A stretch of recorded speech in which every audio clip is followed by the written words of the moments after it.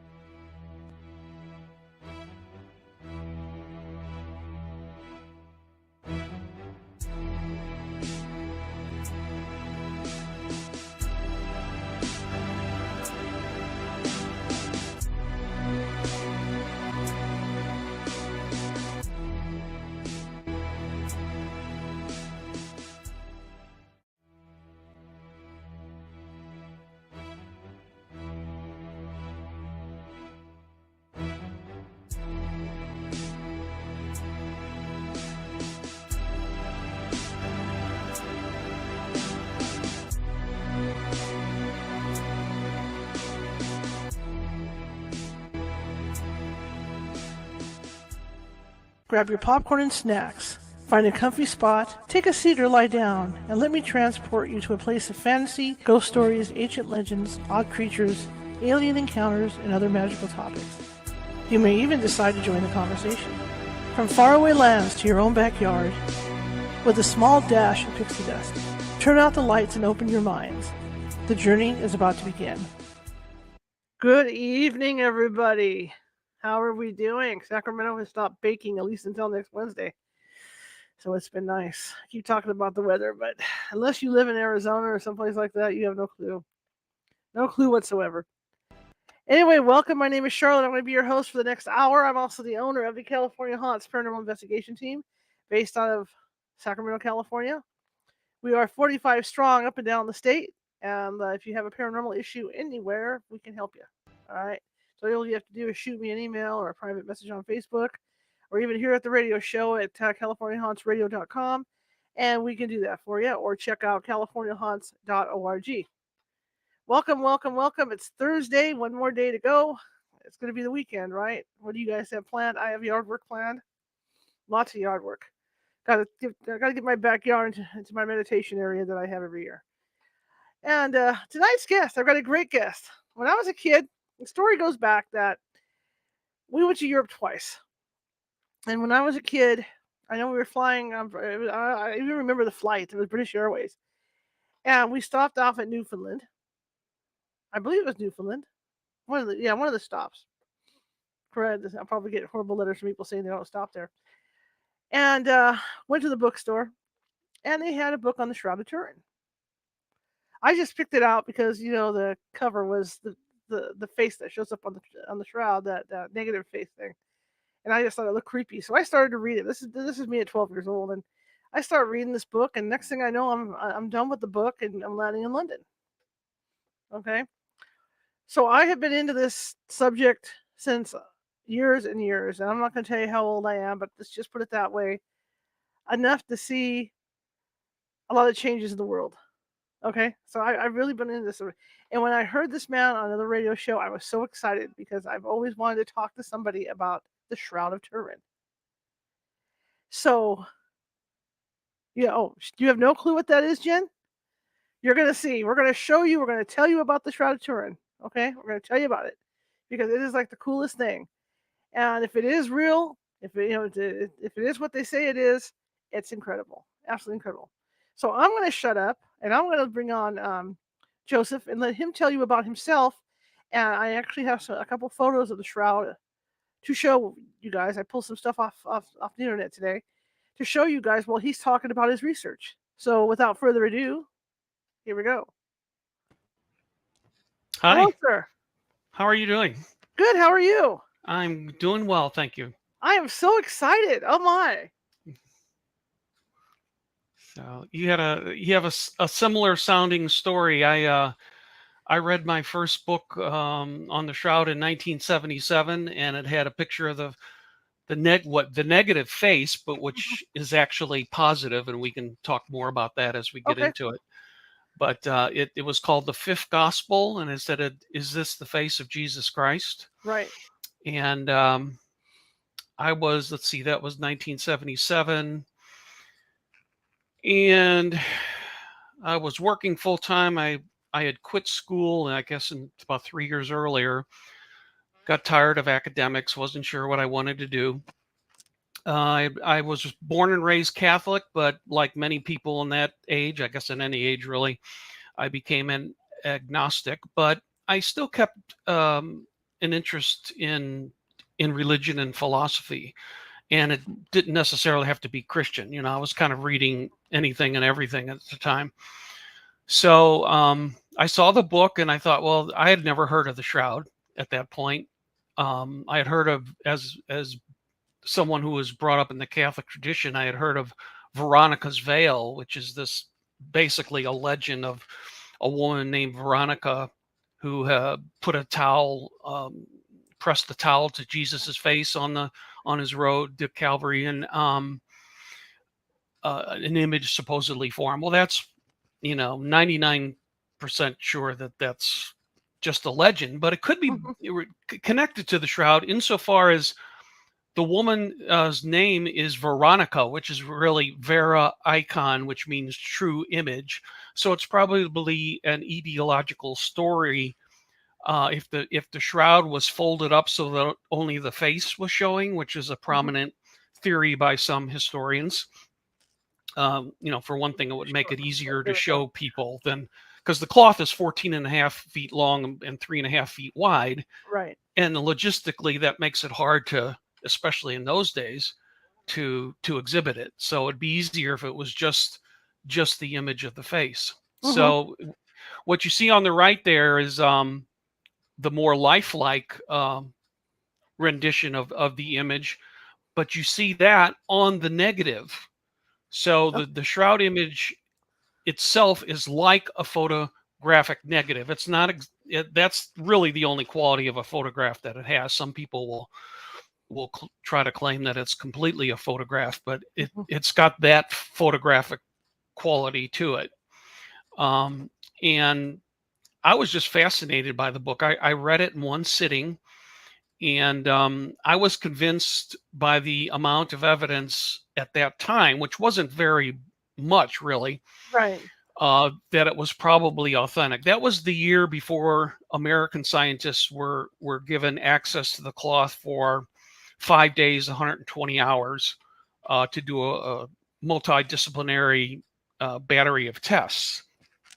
And they spent 3 years putting the data together and coming up with a conclusion, which basically concluded in 1981 that the image was that of a real crucified human, and the blood, there is blood on the shroud, and how the image got on the cloth was unknown. And that was their basic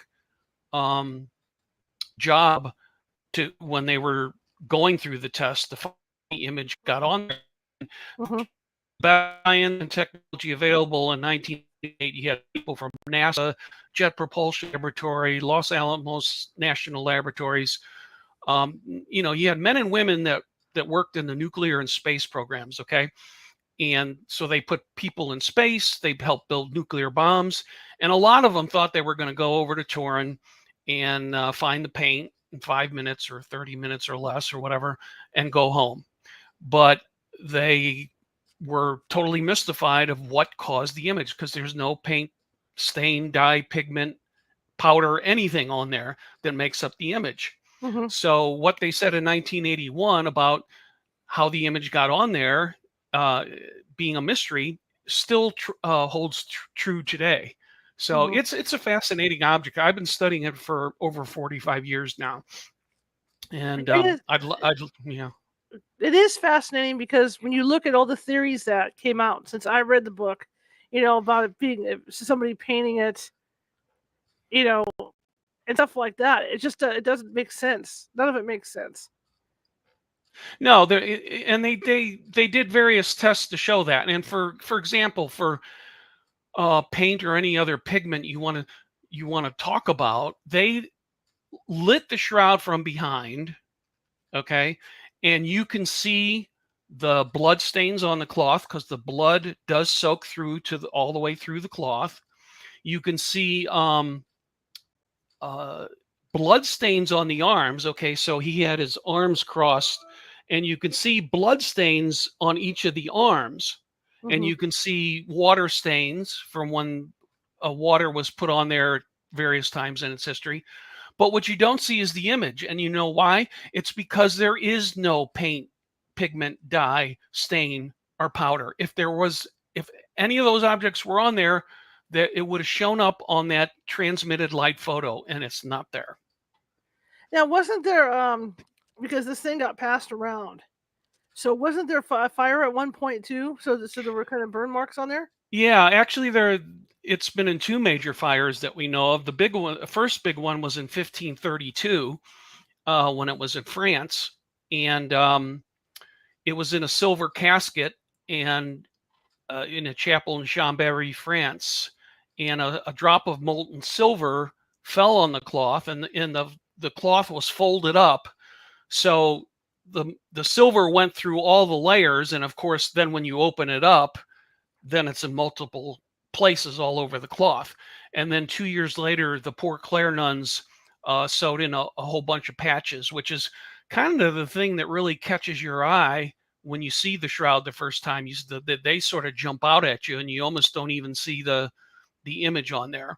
And then there was an arson attempt on the shroud in 1997, but fortunately it wasn't successful. It's all very interesting to me, and there's been there's sorry about that. There's been new dating used on this thing too, right? To where you can almost pinpoint a date.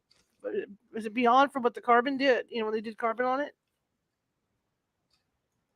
Well, they carbon dated it in 1988. The dates that the labs gave were 1260 to 1390, which of course would be way too late for it to be Jesus. But a lot of the researchers, including myself, that had extensively studied the felt that there had to be something wrong with that data because all of the other evidence accumulated basically pointed toward its authenticity.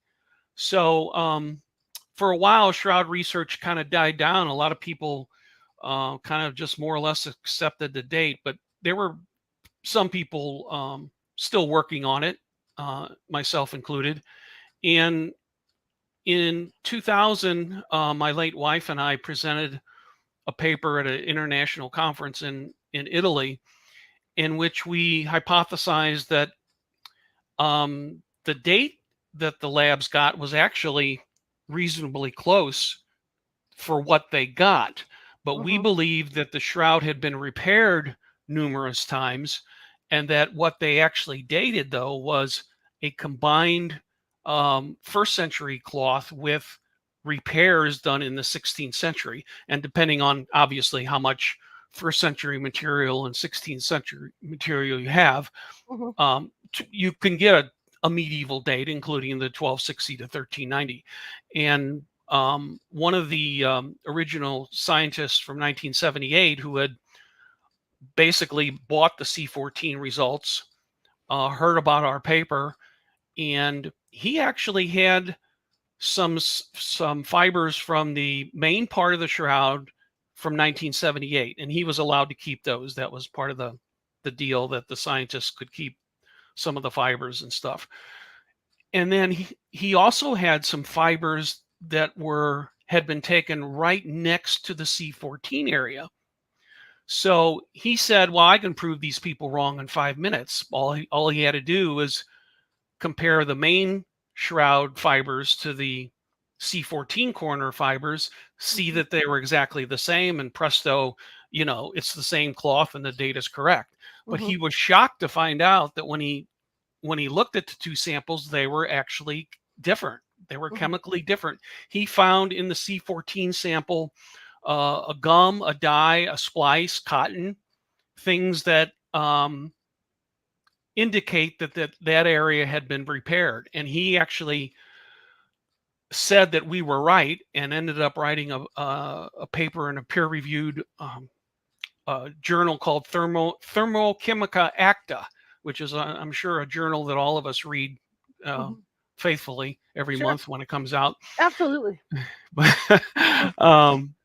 But a lot of people, not everybody accepts the theory. In the shroud world, the only thing that everybody agrees on is that the shroud's in Turin and that there's an image on it.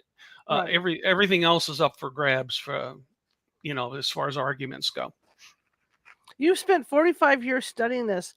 What have you concluded? I mean, or what's your theories on this thing? Well, I have read every major piece on it, and fortunately, most of the best stuff is in English, and through the goodness of Google Translate, I'm able to read a lot of foreign material as well, which is nice. I think one of the strongest points for me is the fact that as I learn more and more about what the scientists say about the image, I've just come to believe that it's basically impossible for a medieval artist to have incorporated all the characteristics that people have found. And I think, using logic, common sense, and reason, I think it's very reasonable to conclude that it's what it's purported to be, which is the actual burial cloth of Jesus of Nazareth. Um, it's really a combination of all the evidence, theological, scientific, historical, mystical. I've myself have had a few mystical experiences, and of course you can't prove those to anybody, but Right. in many ways, a mystical experience is almost the strongest evidence one can have of something, even though you can't prove it.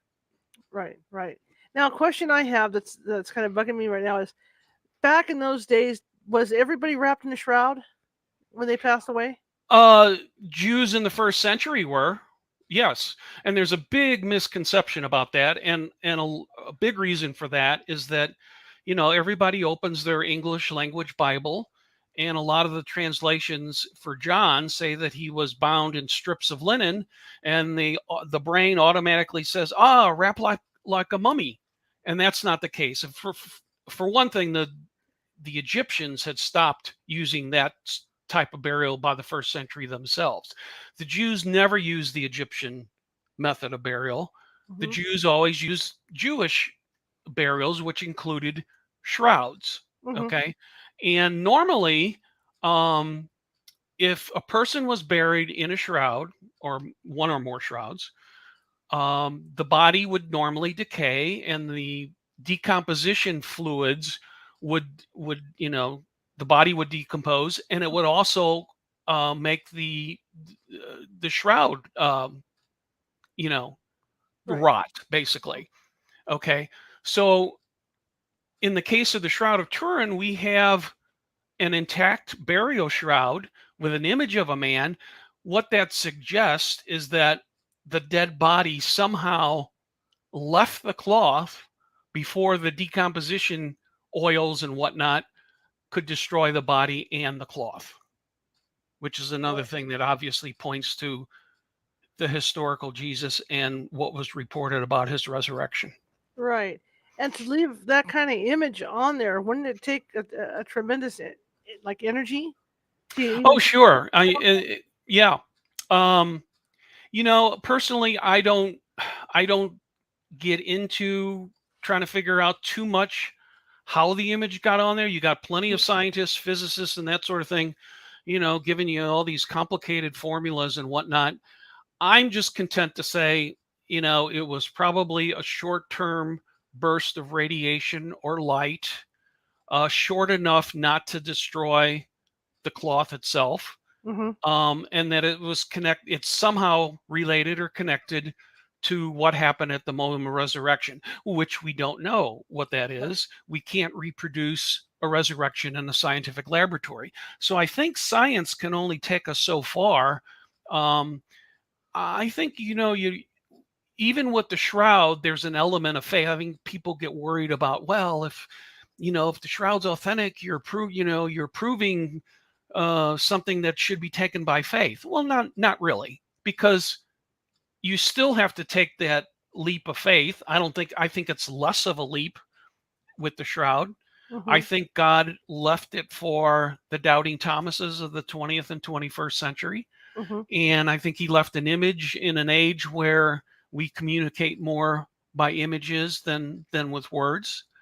I think it actually makes us ask more questions than it gives us answers that we know. That we might solve one part of it, and then we come up with more questions.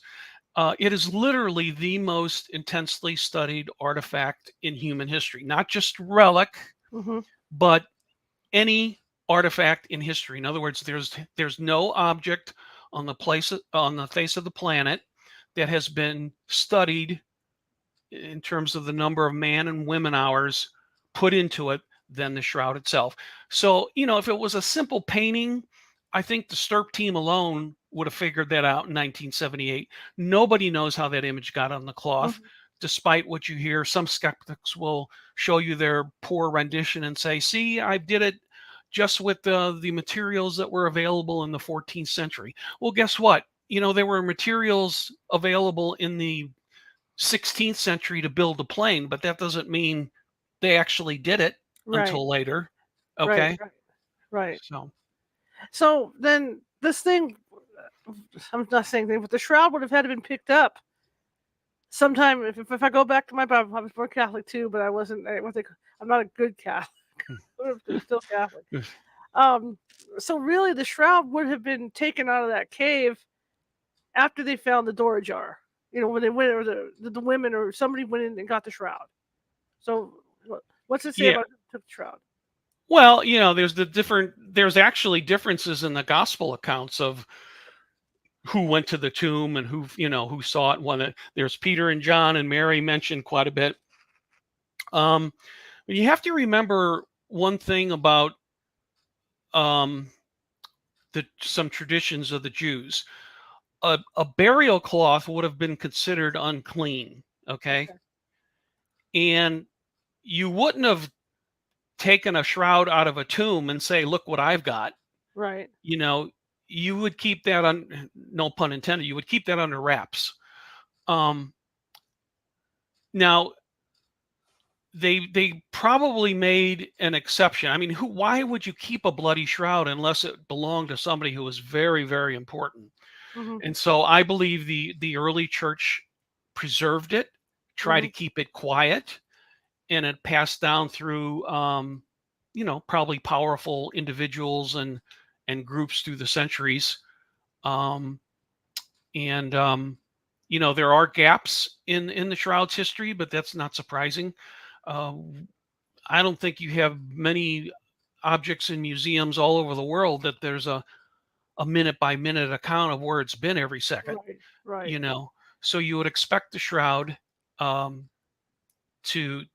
have gaps of periods where it's not known where it is. But historians and other researchers have given plausible explanations of where it could have been all the way from the time of the crucifixion up to the time that it first historically surfaced in France in the mid 1350s. In fact, I recently published a 45-page article on academia that lists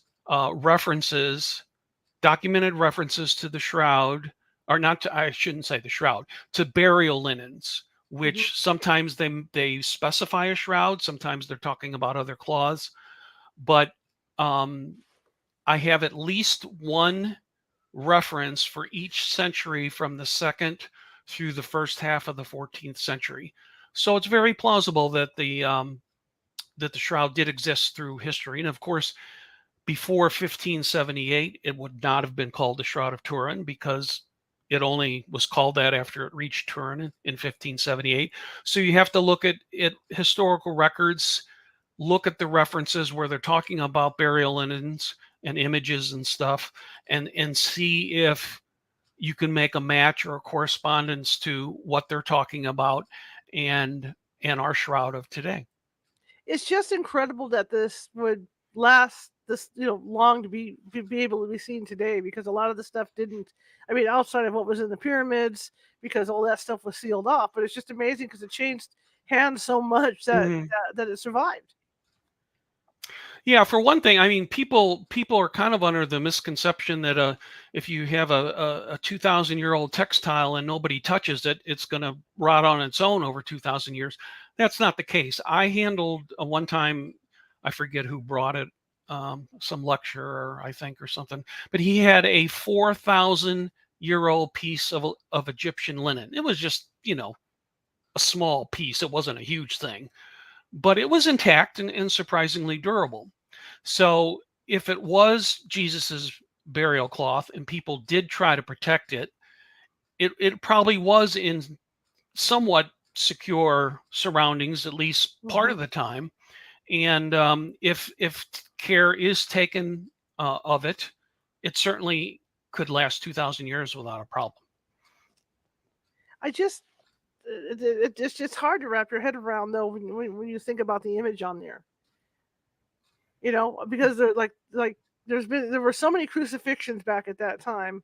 Why would this be the only shroud like this, unless there was something really special about it? Yes, exactly. As I mentioned before, yes, there were thousands of crucifixions. There were, thousands of burials, but in most cases, A normal person who's wrapped in a shroud will die, decay, and the shroud will be destroyed with it.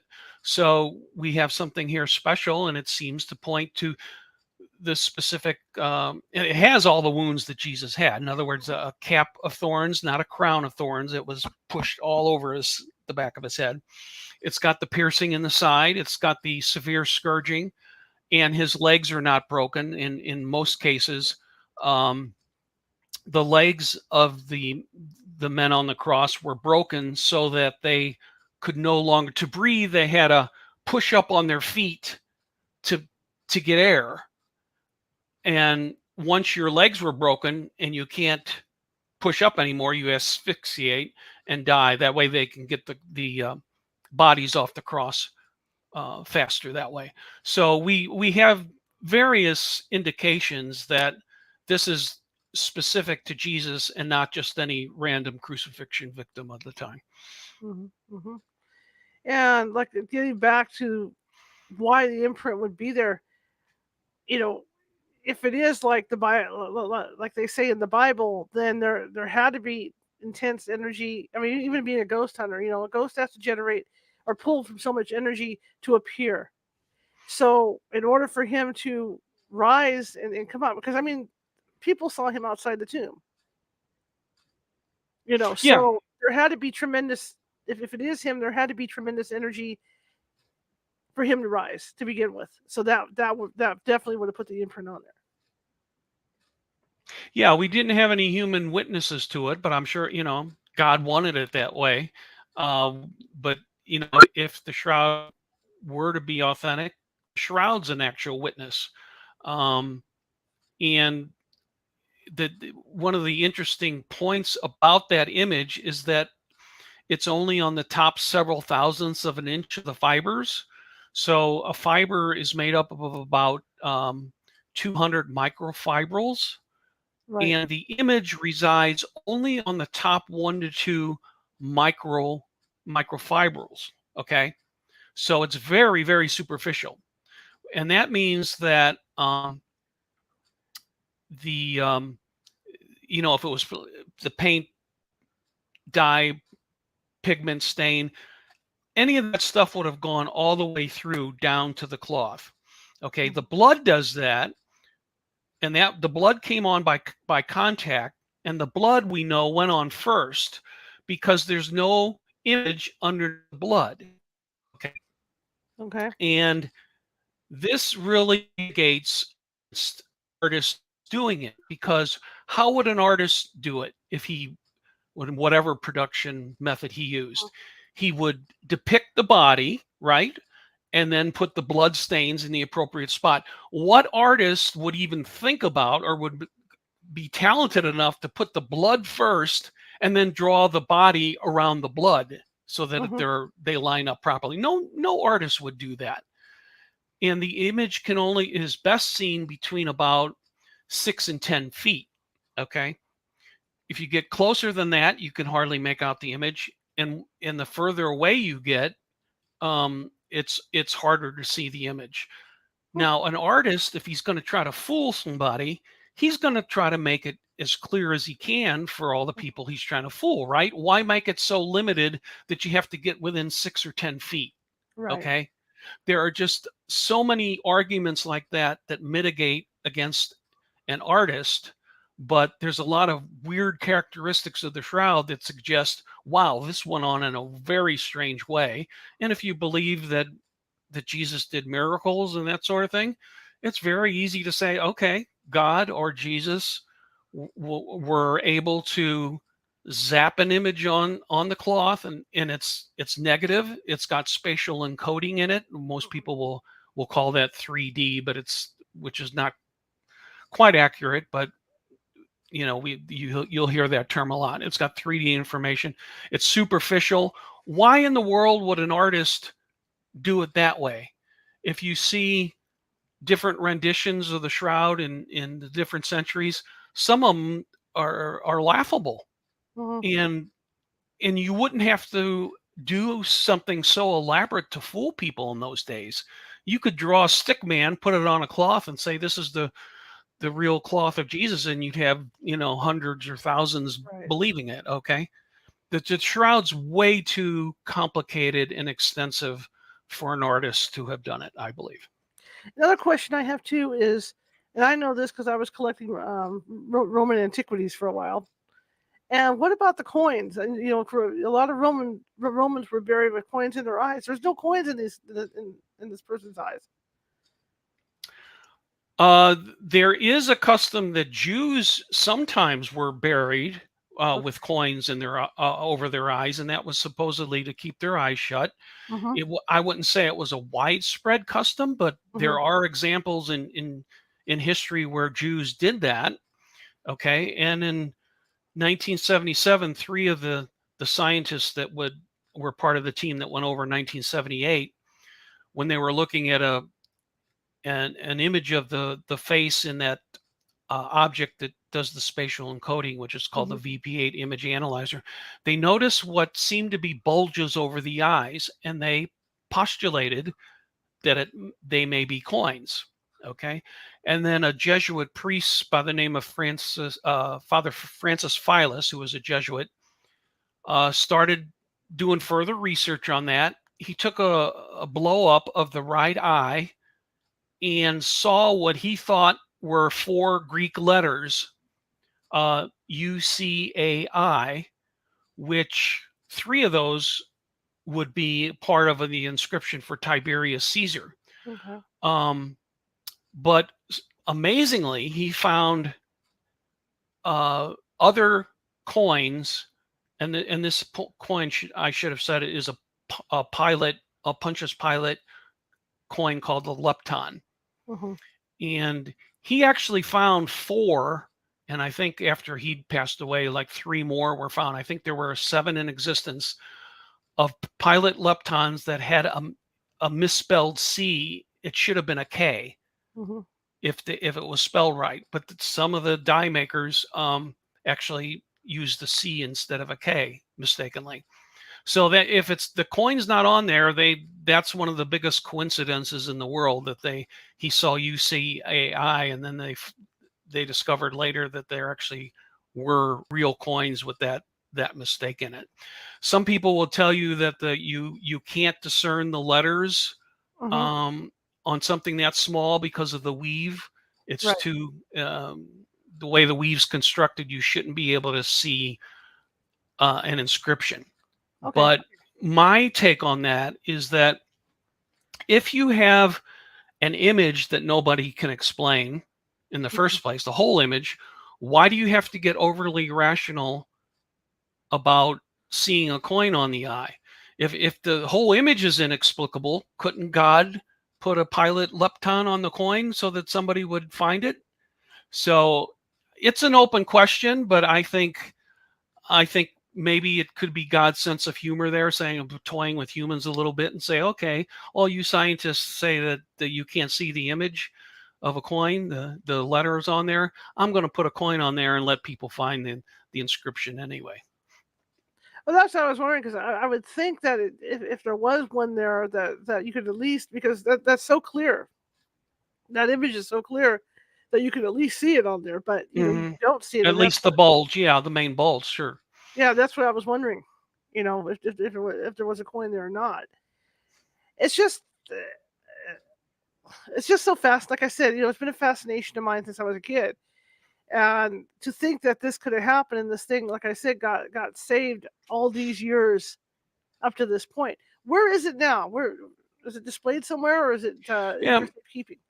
It's kept in St. John the Baptist Cathedral in Turin, which is about 350 miles northwest of Rome. They used to have a special chapel just for the shroud, but that was under repair for a while, and they moved it to the main part of the cathedral, and I think they never ended up moving it back to the chapel once that was repaired. So it's in a special container, rolled up, or let's see, it's not rolled up. It used to be rolled up. It's in a special bulletproof container with argon gas to try to help preserve the image, because there's some researchers that believe that the image is degrading to the point where it could catch up with the background and the image could literally disappear. But I've felt that, God will probably always preserve that one way or the other. I'm so excited that you're here. I keep saying that, but I truly am. In your studies on this, what kind of access have you had to it? Well, not much really. I've seen it in person twice, but you can't do much research 10 to 15 feet away. It was great to see it. My research, entails getting all the articles, and I've got over 350 books. I've got file cabinets of correspondence. I belong to different shroud groups. I've got one of the best personal English language collections in the world. So that's the best I can do until the Turin authorities of the Vatican invites me to see it close up. I'm going to have to, do what I can from afar academically. Absolutely, and I perfectly understand that. I wouldn't want anybody touching it either. What do you think is people's fascination with this? Well, I for one certainly understand it. Because the bug bit me in 1977 and never let go, and I know I'm going to be doing it the rest of my life. I just feel if shroud were really the burial cloth of Jesus, it's kind of mind-boggling, and the repercussions are big because it, depending on your point of view, it may point to the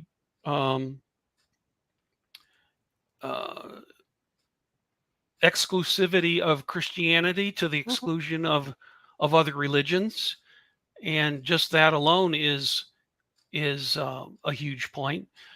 And I think it is a boon to faith. I think it's a gift from God. It's not something that people worship. I don't think people often make that claim that people worship it. I don't think anybody worships it. I think it's a support for faith. And I just think it's, if there's any chance of it being authentic, I think it's been worth every second of my time that I've spent on it. And, I know a couple of people in the field that have, hit over 50 years studying it. There's a real fascination with it. And it's almost like a spiritual Mount Everest. People want to get to the top and see what they can find. Do you think the Vatican will ever give permission to the scientists to really look at it again? Because all the technology's been changing. Oh, yeah. Yeah, I mean, science and technology has advanced light years from 1978. There's just so many things they could do nowadays. It's hard to predict. Now, I've got some friends who have some good contacts in both Turin and Rome, and they say that there's definitely not going to be any new testing under Pope Francis. But of course, I think he's what, 86 now or something like that. So maybe, you never know. The next Pope may see it differently. The new Archbishop of Turin was it's a priest of the Turin diocese, and he was on one of the shroud groups. He was a integral member of one of the Turin shroud groups. So that's a good sign. But unfortunately, he doesn't have much say-so in what goes on. The marching orders always come from the Pope in Rome. I sure hope they let some additional testing be done sometime. I'd love to see it in my lifetime. I don't know if it's going to happen. But my take is, if you're in the church, if the business of trying to save souls, the church should not sit on this. They should put it out there and put as much information about it as possible. I think the longer you go on not disproving it, the more chance there is that it's authentic, because you can never reach 100% certainty. And the church, as a rule, never pronounces on the authenticity of relics. The most they'll do they'll say, okay, if they know a relic is not authentic, they will not let you, there will be no exhibitions and that sort of thing. They don't want you to venerate it.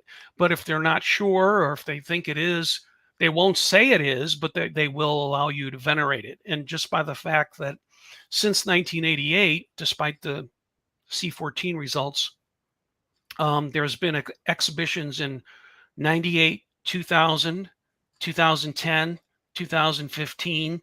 And the next one is probably, underline probably, will be in 2025. It hasn't been announced yet. They usually don't announce that until about 12 to 18 months before it happens. But I think it's been mentioned twice prominently since 2015. So I would be very, very, very surprised if it didn't come off in 2025, whether Francis is still alive or not. The other thing that struck me while you were talking, as far as the belief system goes, maybe, they're waiting, because all this is supposed to play out in the Bible, where the Antichrist is coming and all this is happening. Maybe they're just holding off because when it gets near that point, they'll claim it's authentic so that people's faith goes out.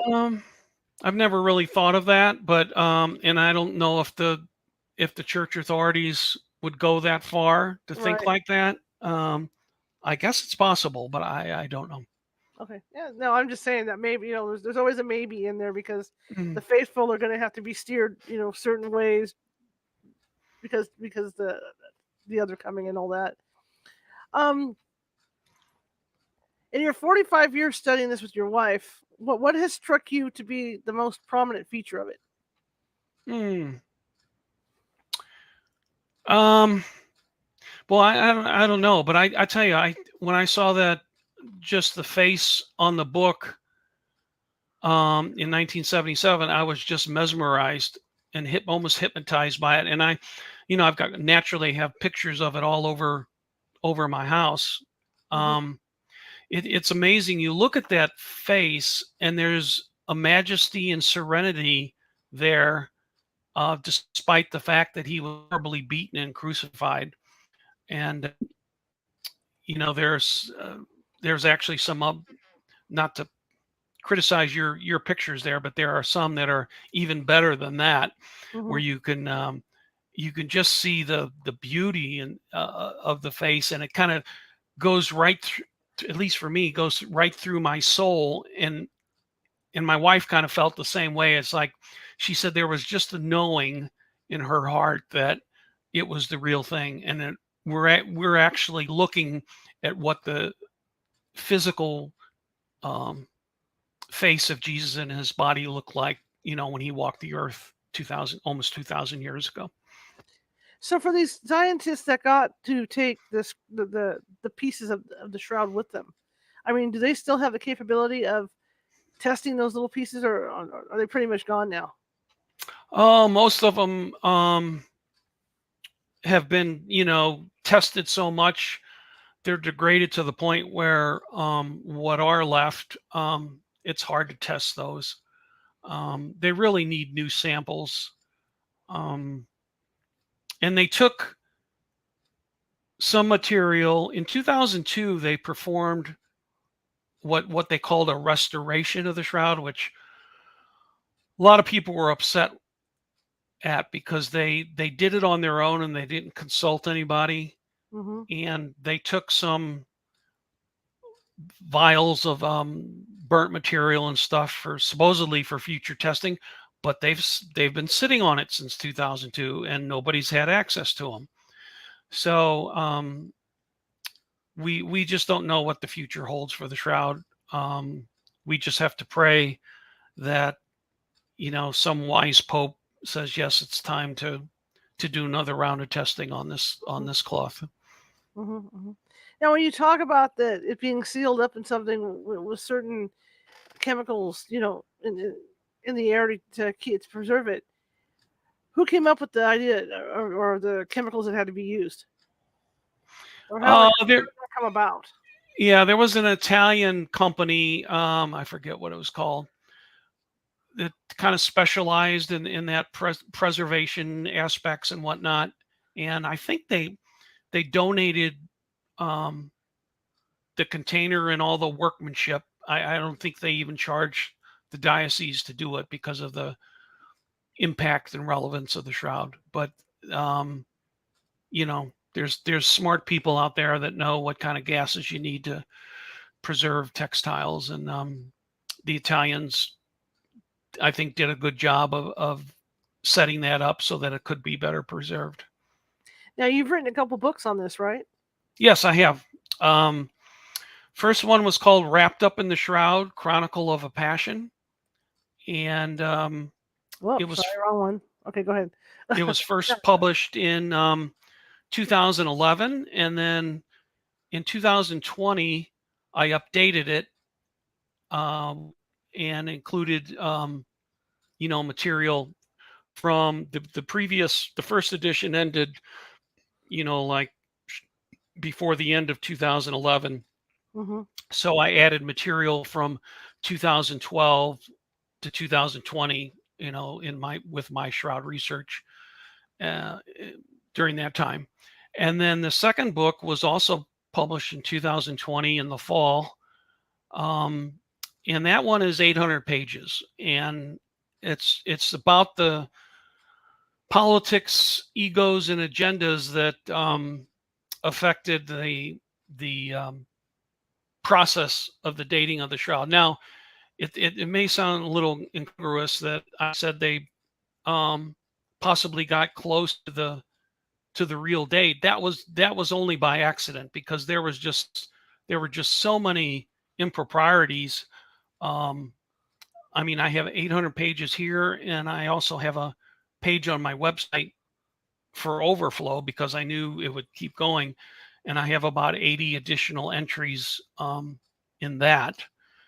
And I really believe, based on the evidence, that finding the truth of the shroud really came in second to, for example, promoting the C14 method. Mm-hmm. Originally, there were going to be 7 labs that were going to do the shroud, and they were going to take samples from several different spots. And the Turin authorities ultimately decided to only have 3 labs do it and only take it from one spot. And interestingly enough, the 4 labs that were rejected are no longer in business. The 3 that got the date to shroud, they're raking in billions each year. Okay. And the fact that they took one sample only it's ludicrous, basically, because you don't have anything to compare it with. If that area had been repaired, right, you don't have a barometer to measure that by. Now, that's why Ray Rogers' work was so important, because he actually had samples from the main shroud in 1978, and then he also had fibers from near the C14 area, and he found that they were different. But the C14 people only had the bad sample and had nothing to compare it to. So it was badly done. The C14 test was just badly botched. And, people have a misconception that C14 is foolproof. It's not. There's a lot of mistakes sometimes with it. It's thrown out in many cases, even when the archaeologists don't know why the dating's off. So there's other methods nowadays that can date in a different manner. So when people ask, will they ever do another C14 test? My answer is probably not, because they don't really know. Well, we kind of do know what went wrong with the first one, but some people are convinced that the C14 method is accurate, and in this case, it actually may have been. But there's newer. I think that the inclination would be to go with the newer technology, because if somebody if you had the choice of using equipment from 1978 or equipment from today, everybody would pick today, right? So if there's a dating method that's newer and proven, I think they'll use that over the C14, which historically has had some problems with it at times. Very interesting. And on that image that's so clear, how did they get that clear image? You like the face? Yeah, the Okay, face. well, on the left is what you see on the shroud with the naked eye. All right, Mm-hmm. and then in the 1898, an amateur photographer named Secondo Pia took a picture of it using the old, big camera and glass plates. Now, anybody old enough to remember the old style film, process, you would take a picture. You would, when you finish the roll, you would take it to Kmart or whatever. And when they developed it, you'd get your pictures back, but you'd also get a roll of, the negatives. And when you look at the negatives by themselves, you say, who or what it was that? But when you have the pictures and you can compare it, you go, oh yeah, and they're obviously different. So the image you see on the right is what you see on the photographic negative. And Secondo Pia didn't expect to see that. He knew that the one on the left was when he took a negative of it, I'm not sure exactly what he expected to see, but he certainly didn't expect to see the lifelike image that we see on the right. And he said he was so startled that he almost dropped the plate. So the how clear it is, really one of the incredible mysteries of the shroud, that the image is like a photographic negative, and that it comes out so clear when you look at your negative. It's an absolutely incredible image. That's for sure. And I'm like It you, when is. I saw the book and it had that image on the front, that's what drew me in. I agree with Yeah. that 100%. 100%. So where do you see the? I mean, let's say the Vatican allows you guys to really look at this thing again, to look at it again. What type of technology do you think they're going to use on it this next round? I don't know exactly. A lot of the scientists that I communicate with sure have ideas. Stirp had actually published a volume of 27 tests that they wanted to do in 1984. Okay. And believe it or not, this is one of the interesting things that's talked about in my C14 book. In July of 1985, Cardinal Ratzinger, who later became Pope Benedict XVI, gave approval for Stirp to do all 27 tests, which was going to include the C14 test. And later on, somehow, somebody or some group was powerful enough to get Cardinal Ratzinger's approval rescinded.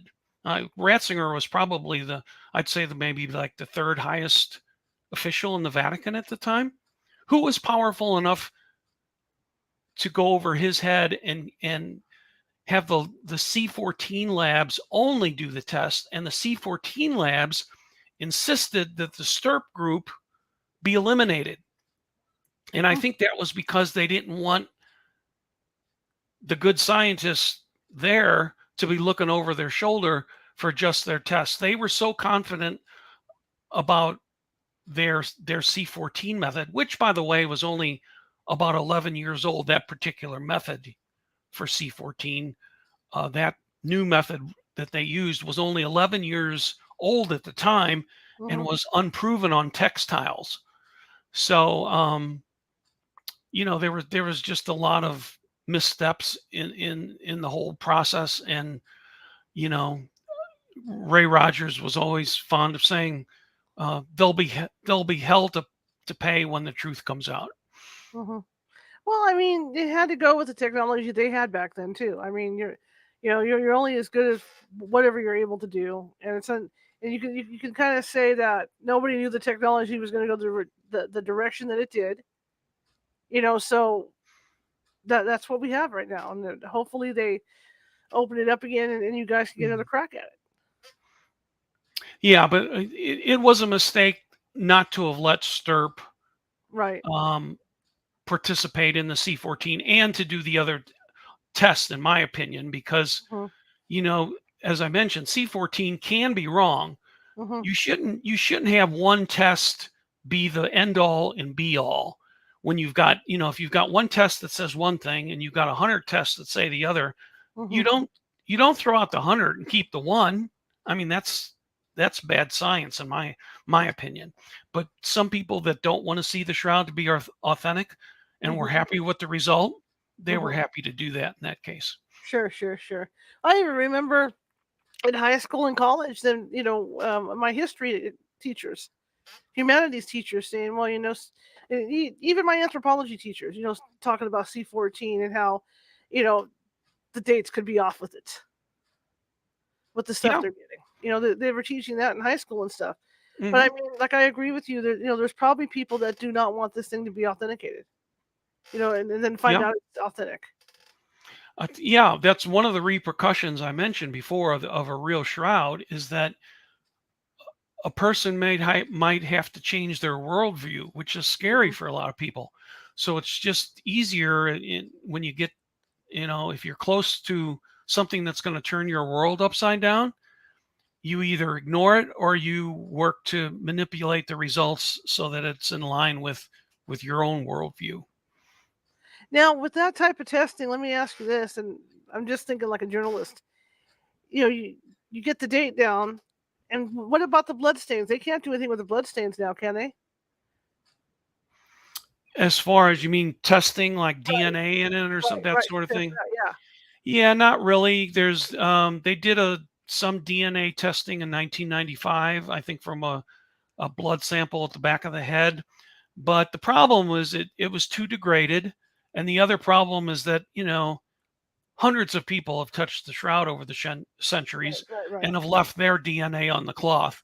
So you're not going to get a clean DNA sample of the person that was originally on it. So, Sometimes I think it's just nice to have something to believe in. And if this is what people are believing in, that this is who it is, then fantastic. Because I mean, as humans, we have to have a belief that we're gonna, you know, progress and all this, and it's nice to just have something to believe in that you think's a miracle. yeah, well, you know, one argument a lot of people make is that there's been a lot of fake relics, Mhm. and nobody will deny that. Mhm. Um, but you can't, just because there are fake relics doesn't mean that the shroud is fake. Okay. Right. Each relic should be evaluated based on its own merits. And since the shroud is literally the most intensely studied artifact in human history, there has to be something to it. Right. You would think. Right. And Right. tomorrow, I would, I can't imagine them coming up with enough evidence to overturn what's been accumulated since 1898. You would just need mountains and mountains and mountains of negative evidence to overcome what's been accumulated since 1898. And Mhm. I really just don't think that can happen. I also can't imagine that people all these years have hidden this thing. They fought over it. They've died over this. They've literally died over this thing in battles to preserve it, and it not being authentic.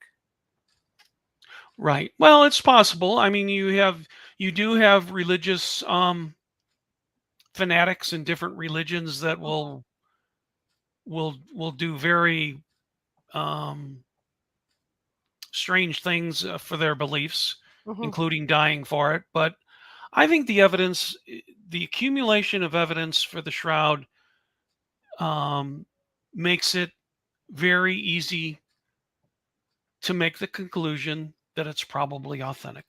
Right. Right. I agree. I agree. So what's next for your research? Well,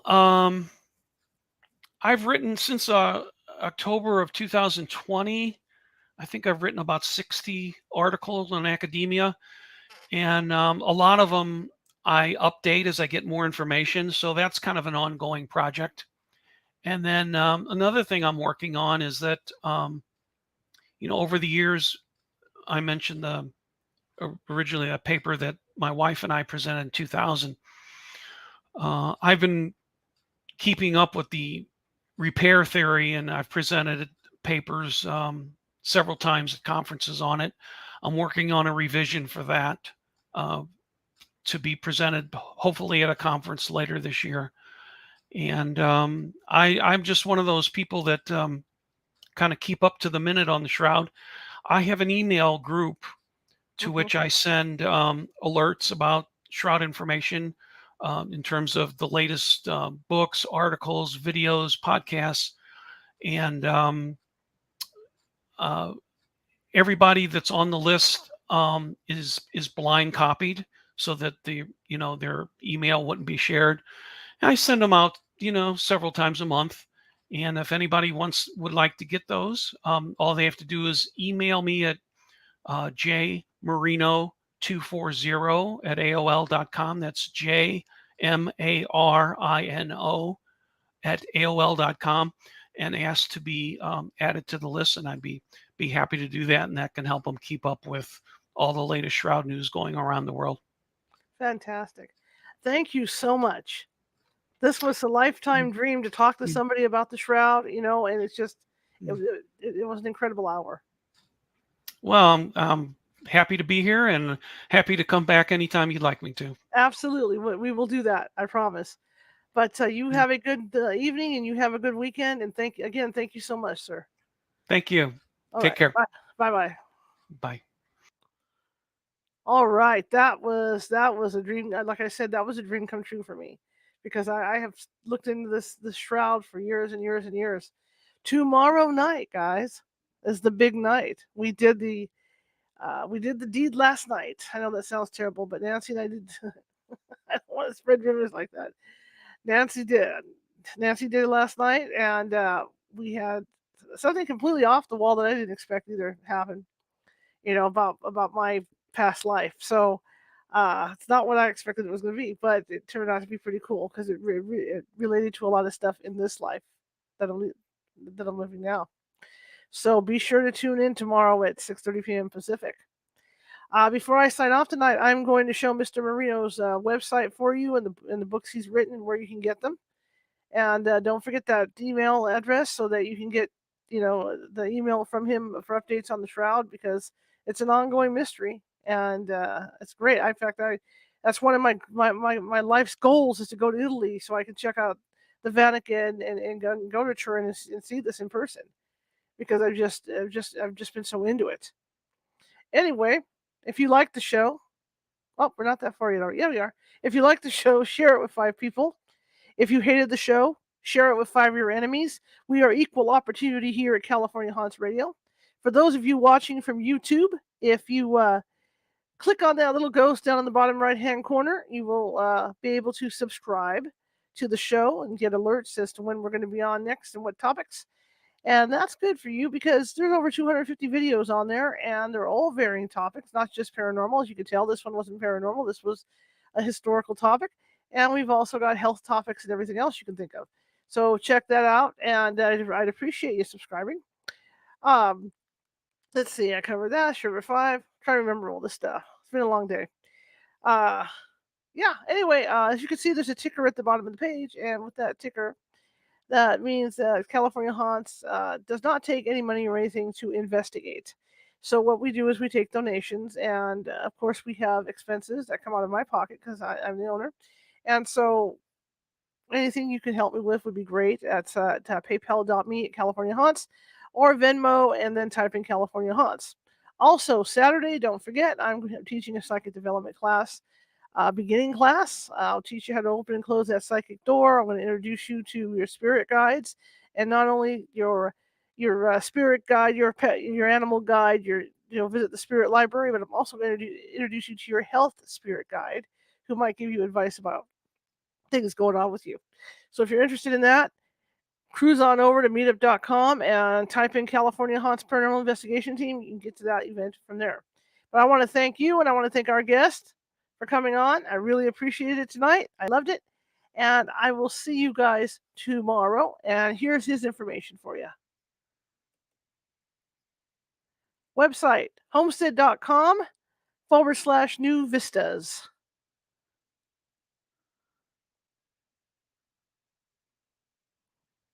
And both the books, Wrapped Up in the Shroud and 1988, Carbon 14 Dating on the Shroud of Turin.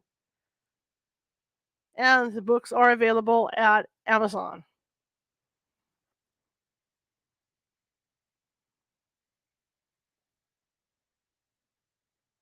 Again, thank you guys very much, and I will see you tomorrow at 6:30. It should be an interesting show. Have a good. Oh, by the way, Nancy will be here too. Have a good. My mouth doesn't want to work tonight. Have a good night.